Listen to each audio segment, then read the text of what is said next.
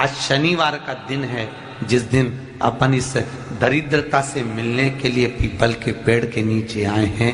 हिंदू धर्म में ये दिन पीपल के वृक्ष के लिए पूजनीय होगा। जो भी शनिवार के दिन पीपल के वृक्ष की पूजन करेगा, दूध चढ़ाएगा या मिष्ठान का भोग लगाएगा, लक्ष्मी और नारायण उसके घर में प्रवेश कर जाएगा। लक्ष्मी और नारायण उसके घर में प्रवेश करेगा। इसलिए नियम बनाया। कौन से दिन का? शनिवार। लक्ष्मी जी बोली, नारायण आपने तो एक दिन का वार लिख दिया। शंकर जी ने 7 वार बनाए हैं, रविवार, सोमवार, मंगल, बुध, गुरु, शुक्र और शनि। ये शिव जी ने बनाए।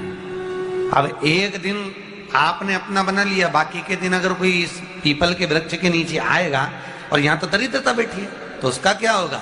भगवान नारायण बोले, सुन दरिद्रता, तेरे से एक विनती है, अगर कोई भी मनुष्य इस पीपल के पेड़ के नीचे अगर 7 दिन में आता है और उसके हाथ में अगर कोई सामग्री होती है तो तू उसके घर में प्रवेश नहीं करेगी। नियम है पीपल के वृक्ष का, या तो पानी का लोटा लेकर जाओ, कुंकू का चोपड़ा लेकर जाओ, शक्कर लेकर जाओ, या पेड़ के नीचे चींटी को डालने के लिए आटा ले जाओ, पर खाली हाथ पीपल के वृक्ष के नीचे कभी मत जाओ, कभी नहीं जाओ।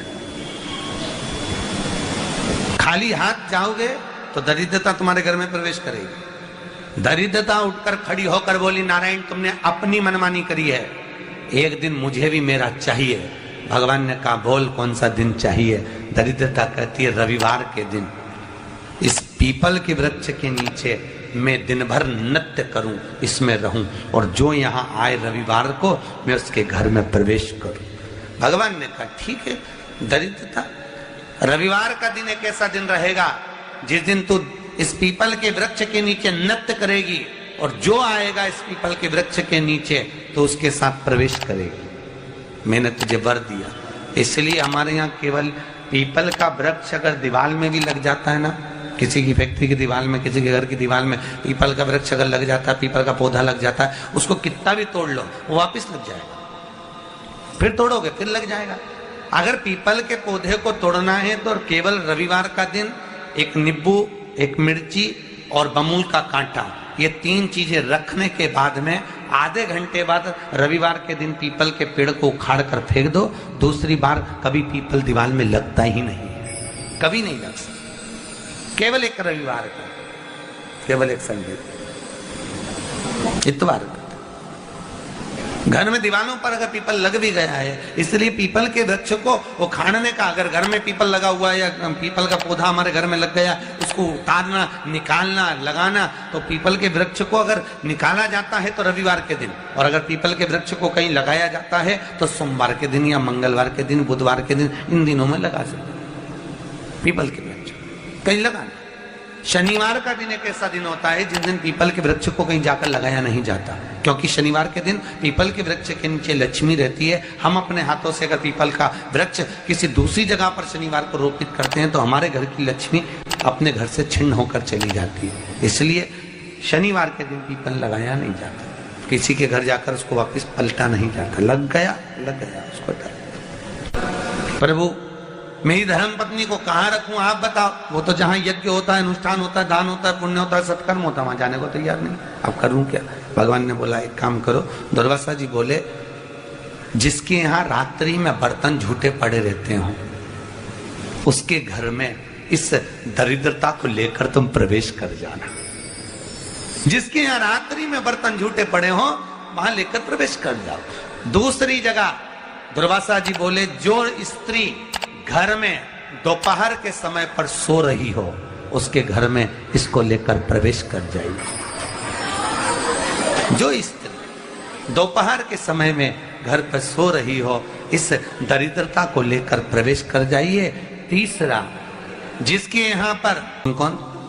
दाता और विधाता, लक्ष्मी और दरिद्रता के सगे भाई हैं। कौन कौन? दाता और विधाता। दाता को फिटकरी प्रिय है, विधाता को नमक प्रिय। ये दोनों हमेशा लक्ष्मी को और दरिद्रता को दोनों को समझाते थे, दोनों में प्रेम बढ़ाते थे। आज भी हिंदू धर्म की रीति है, यहाँ तो ठीक है जिसके यहां पर भी अगर थोड़ी सी भी परेशानी होती है, थोड़ा सा क्लेश होता है, अशांति होती है, लक्ष्मी नहीं टिक रही हो, काम नहीं बन रहे हो, बहुत प्रयास करा जा रहा हो और हमारा कार्य नहीं होता, तो क्या करते हैं? फिटकरी और नमक को पानी में डाल देते हैं और घर में पोछा लगा देते हैं। आप लोगों ने आजकल फेसबुक पे भी पढ़ा होगा, व्हाट्सएप पे भी पढ़ा होगा। तो क्यों लिखा उसमें? उसका कारण ही केवल इतना है कि दाता और विधाता की प्रियता उसमें। माता ख्याति के जो 4 बच्चे हुए, इसमें जो 2 लड़के हैं, दाता और विधाता, उसकी प्रियता उसमें, उसकी पूर्णता उसमें। अब दुर्वासा जी बोले अपनी धर्म पत्नी को वहां लेकर, जहां कांटेदार पौधे लगे हों वहां पर लेकर प्रवेश कर जाइए। कांटेदार पौधों में उस दरिद्रता का निवास हो गया। कितना विचित्र कथा यहां वर्णन करी है। श्रीमद् भागवत के अंतर्गत जो वर्णन किया कि मृत्यु निश्चित है, रोग ऐसा शनि महाराज के कारण हो गया हो, अच्छे काम करते करते उल्टे हो रहे हैं, होते हैं किसी किसी के साथ में, विपरीत परिस्थितियां आ जाती है, अच्छा करने जाओ बुरा हो जाता है, अच्छा कर्म करने जाओ बुरा हो जाता है। तो पीपल के वृक्ष की जो छाल होती है, छाल देखिए, पीपल के वृक्ष में जो छाल लगी होती है, उस छाल को घिसकर चंदन बनाकर भगवान शंकर का स्नान कराकर, अभिषेक कराकर, पूजन कराने के बाद में पिपलेश्वर महादेव का नाम लेकर, कौन से महादेव? पिपलेश्वर महादेव का नाम लेकर वो जो घिसी हुई छाल होती है, उस छाल का तिलक भगवान शंकर को लगा लो और उसी का थोड़ा सा भाग अपने कंठ पर, मस्तक पर लगाना प्रारंभ कर दो।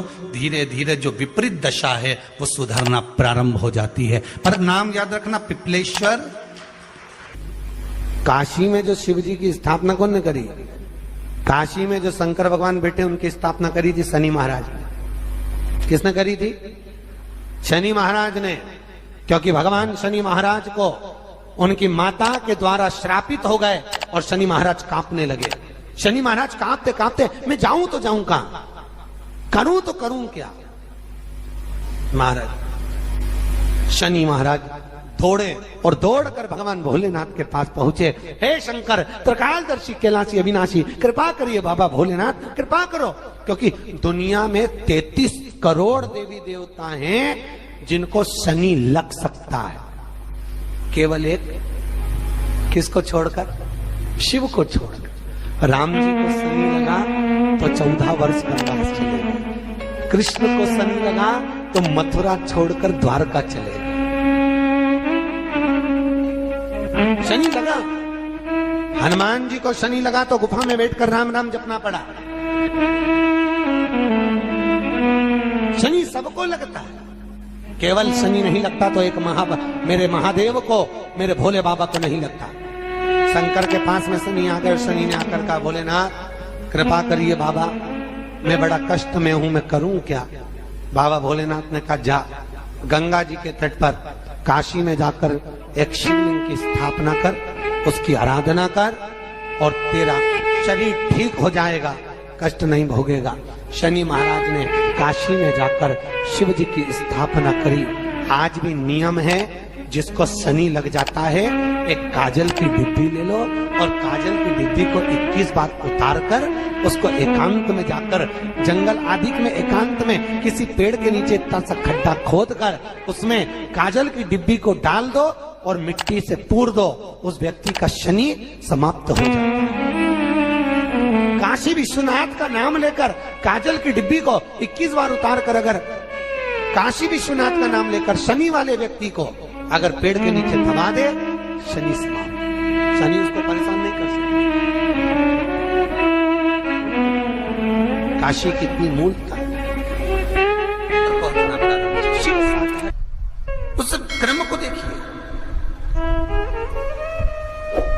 भगवान शंकर पर विश्वास रखकर एक एक पल, एक एक घड़ी, एक एक समय, एक एक नक्षत्र का शिव महापुराण में वर्णन है। यहां तक शास्त्र कहता है कि पीपल के वृक्ष की जब भगवान शिव रचना करे, पीपल के वृक्ष की जब रचना करी गई तो उस पीपल के वृक्ष में भी कौन सा समय किसका है ये शिव महापुराण वर्णन करती है। सुबह 4 बजे से लेकर 7:30 बजे तक पीपल के वृक्ष में ब्रह्मा जी का वासा होता है। 7:30 बजे से लेकर 10:30 पौने 11 बजे तक पीपल के वृक्ष में भगवान विष्णु का वासा होता है। 10:30 बजे से लेकर पीपल के वृक्ष में 11:30 बजे तक पितरों का वासा होता है। 11:30 बजे से लेकर 12:30 बजे तक पीपल के वृक्ष में आहूतों का वासा होता है। 12:30 बजे से लेकर शाम को 4 बजे तक पीपल के वृक्ष में वासुकों का वासा होता है। 4 बजे से लेकर शाम को 7:30 बजे तक पीपल के वृक्ष में शंकर का वासा होता है। 7:30 बजे से लेकर 9:30 बजे तक पीपल के वृक्ष में कुबेर का वासा होता है। 9:30 बजे से लेकर फिर कुबेर के वृक्ष में अन्य देवों का वासा चालू हो जाता है। इसलिए हमारा हिंदू धर्म कहता है, हमारे शास्त्र कहते हैं कि पीपल के वृक्ष को जब पूजा जाता है, पीपल के वृक्ष की जब पूजन करी जाती है तो सुबह 10:30, 11, ज्यादा से ज्यादा 11:30, ज्यादा से ज्यादा 12, उसके पहले पीपल के वृक्ष की पूजन कर लेना चाहिए। रात को कुबेर का वासा होता है, इसलिए पीपल के वृक्ष में दीपावली के दिन रात्रि को 8:30 बजे से लेकर 9:30 बजे के बीच में जो पीपल के वृक्ष के नीचे घी का दिया लगाता है उसके घर में कभी संपदा की कमी नहीं आती है, क्योंकि कुबेर स्वयं विराजमान होता है पीपल के वृक्ष के नीचे। क्यों? क्योंकि 11:30 बजे से लेकर 12:30 बजे तक पीपल के वृक्ष में पितरों का वासा रहता है, आहूतों का वासा रहता है, फिर वासुकों का वासा आता है। पितृ किसको कहते हैं? महाराज जो पूरी उम्र लेकर चले गए और उनके भीतर अभिलाषाएं बहुत थी, मैं ये भी करना चाहता हूं, मैं ये भी करना चाहता हूं, वो पितृ हो जाते हैं। आहूत किसको कहते हैं? जिस माता के गर्भ में बच्चा जन्म ले और मर जाए, या 6 महीने का गर्भ धारण करने के बाद अवर्षण हो जाए, जीव पड़ने के बाद 6 महीने के बाद अगर बच्चा गर्भ में भी शांत हो जाता है, कुंवारी अवस्था में शांत हो जाता है, जिसका विवाह नहीं हुआ ऐसा बच्चा जब शांत हो जाता है, अधोगति में कोई मर जाता है, सुसाइड कर एक्सीडेंट में किसी भी रूप में मर जाता है, तो वो आहूत कहलाता। शनिवार के दिन जो पीपल के वृक्ष में सरसों के तेल का दीप लगाता है उसको शनि कभी परेशान नहीं करता। एक बात हमेशा ध्यान रखिएगा, मान लो अगर कोई भारी रोग ऐसा शनि महाराज के कारण हो गया हो, अच्छे काम करते करते उल्टे हो रहे हैं, होते हैं किसी किसी के साथ में, विपरीत परिस्थितियां आ जाती है, अच्छा करने जाओ बुरा हो जाता है, अच्छा कर्म करने जाओ बुरा हो जाता है। तो पीपल के वृक्ष की जो छाल होती है, छाल देखिए, पीपल के वृक्ष में जो छाल लगी होती है, उस छाल को घिसकर चंदन बनाकर भगवान शंकर का स्नान कराकर, अभिषेक कराकर, पूजन कराने के बाद में पिपलेश्वर महादेव का नाम लेकर, कौन से महादेव? पिपलेश्वर महादेव का नाम लेकर वो जो घिसी हुई छाल होती है उस छाल का तिलक भगवान शंकर को लगा लो और उसी का थोड़ा सा भाग अपने कंठ पर, मस्तक पर लगाना प्रारंभ कर दो। धीरे धीरे जो विपरीत दशा है वो सुधरना प्रारंभ हो जाती है। पर नाम याद रखना, पिपलेश्वर। जब कितना भी दुख, विपदा, कष्ट सम्मुख में खड़ा हुआ हो, कितना भी दुख, पूंजी धन की अगर आपको कमी पड़ रही है और ऐसा लग रहा है कि मेरे पास में कुछ भी नहीं, हम तो यहां तक कहेंगे कोई मकान बना रहे हो, बेटी का विवाह कर रहे हो, बेटे का विवाह कर रहे हो, कोई अच्छा कार्य कर रहे हो, धन संपदा की भी कमती दिखे तो समय पर कांता भगवान का स्मरण कर, कांता चक्र का स्मरण कर, शिव और नारायण का नाम लेकर, एक बेलपत्र, एक शमी पत्र, एक श्वेत पुष्प, एक लाल पुष्प, दोनों हाथ में लेकर भगवान शंकर के अशोक सुंदरी के स्थान पर अगर समर्पित करा जाए तो संपदा की भी कमी नहीं आती। वो कांता चक्र है जो नारायण के। यहां तक शिव महापुराण की कथा कहती है, अगर कोई विद्वत ब्राह्मण ने आपको बताया है कि आपके घर में पितृदोष है, कोई विद्वान ब्राह्मण ने बता दिया कि आपके घर में काल सर्प दोष है, कोई विद्वान ब्राह्मण ने बता दिया कि आपके यहाँ पर ये वास्तु दोष है और इस दोष को मिटाना जरूरी है। कोई ने आपको बताया, उस समय पर हमें घबराना नहीं।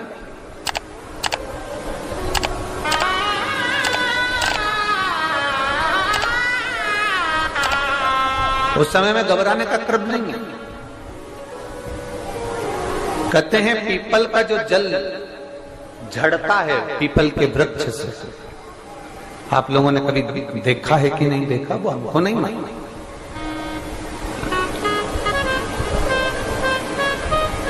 कितना भी अगर कोई वास्तु दोष बता दिया, पितृ दोष बता दिया, काल सर्प दोष बता दिया, कितना भी अगर कोई दोष बता दे, तो पीपल का जो जल वृक्ष में से झड़ता है, कभी कभी आप उसके नीचे हाथ रखकर देखना, थाली रखकर देखना, उसमें पत्थर पर देखना, तो वहां पर भी पानी के निशान आपको मिलेंगे, बूंद के निशान मिलेंगे।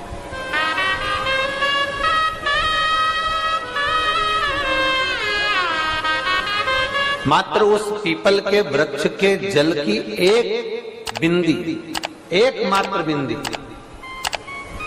शंकर भगवान का जो शिवलिंग है जलाधारी है, चरण है, गणेश कार्तिकेय का स्थान है, अशोक सुंदरी का स्थान है, और प्रत्येक जलाधारी में से पानी बीच में से आकर नीचे की ओर गिरता है, नीचे की ओर गिरता है। आप लोगों के स्मरण में हमने पहले भी बताया कि राइट में किसका स्थान है, गणेश जी का, लेफ्ट में कार्तिकेय, बीच में अशोक सुंदरी। ये क्या है, पार्वती जी का हस्त कमल शिवलिंग, और ऊपर से जो जल एक एक बूंद शंकर जी के शिवलिंग पर गिर रहा है, वो शंकर जी की 5 लड़कियां जया, विषहरा, शामलीवारी, दौतली और देव, शंकर जी की 5 लड़कियों एक एक बूंद पानी शिव जी पर गिरा रहा। जहां जल नीचे गिरता है उस स्थान से जहां तक जल बहकर जा रहा है, उस स्थान तक 33 कोटि देवताओं का स्थान, 33 कोटि देवताओं का स्थान। अब जहां पानी आया, जहां नीचे गिरा, उसके बीच में जो स्थान होता है, आप लोगों ने देखा है कि नहीं देखा? जिनने देखा है जरा हाथ उठाओ। ये पानी जैसे यहां तक आया और यहां के बाद नीचे गिरेगा, तब वो नाली के माध्यम से बाहर जाएगा। तो जितनी दूर यहां से वो नीचे की ओर जो गिर रहा है, यहां से वो नीचे की ओर जो पानी जा रहा है, ये जो स्थान होता है, ये हमारे 3 दोषों को निवारण तुरंत कर देता है।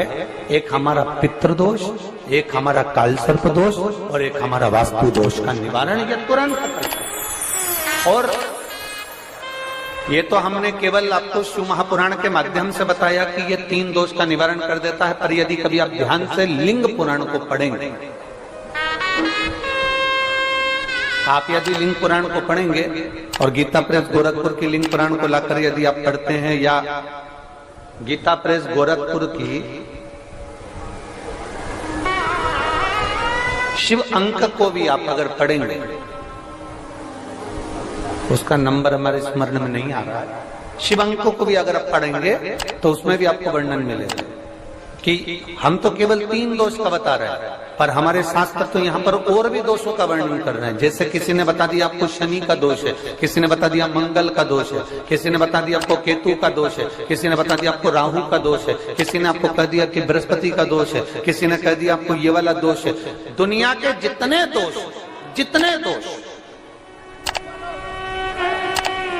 पीपल के वृक्ष के झड़ता हुआ जल की एक